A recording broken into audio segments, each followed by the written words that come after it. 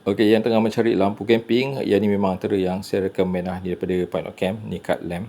Okey, Assalamualaikum dan selamat sejahtera, jumpa lagi dekat channel My Colour Journey. So video kali ni saya nak share lebih detail lah pasal lampu daripada Point of Camp ni. Ni Point of Camp card lamp. Dia punya size dia kecil je, dia macam card, sebab tu nama dia card lamp. Dipis macam ni, size dia besar macam ni.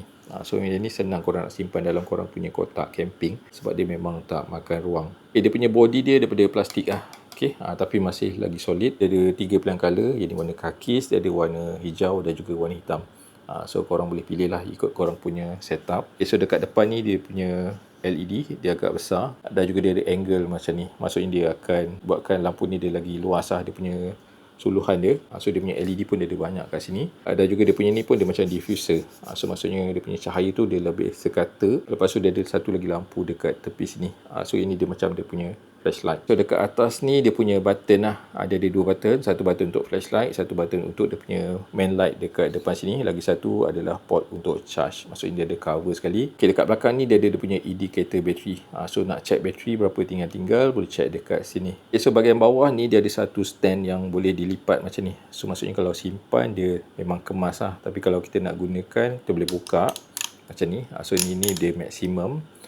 So dekat sini boleh skrukan dia dekat tripod, mana-mana tripod pun boleh. Dia punya size memang standard. Lepas tu dia ada magnet dekat bawah sini yang hitam ni. Maksudnya korang boleh lekat pada permukaan besi.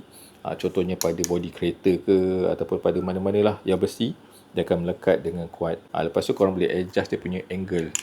Okay, so nak ke atas boleh, nak ke tepi macam ni pun boleh. Yang saya suka lampu ni memang senang digunakan sebab dia straightforward. Contohnya kalau kita on dia punya flashlight, tekan je button yang hujung ni, dia ada gambar flashlight macam ni. So kalau kita tekan, ni yang paling terang lah.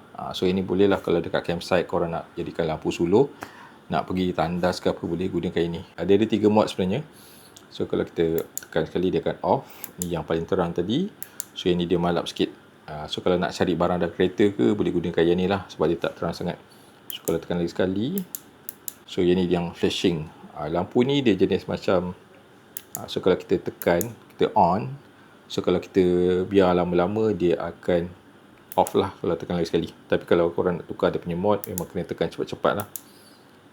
Baru dia akan tukar dia punya mod. Okay, so untuk button yang tengah-tengah ni adalah untuk lampu dia punya main light. So tekan je lagi sekali. So dia akan nyala.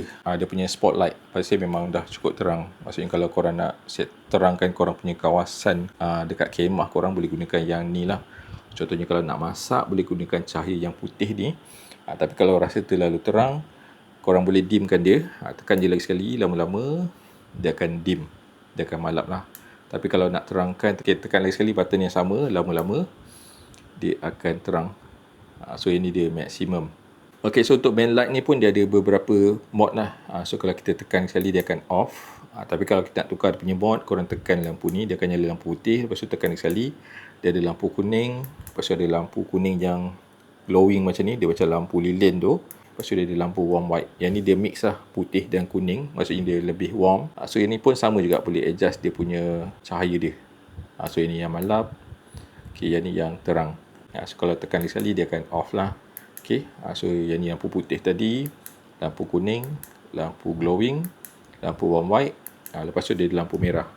Lampu merah ni, lepas tu dia ada yang flashing lah. Okay, last sekali dia ada yang SOS. So ini dia sesuai lah. Kalau ada berlaku kecemasan, nak minta bantuan, boleh on yang SOS ni. So lagi sekali dia off. Cara guna dia pasal dia straightforward saja.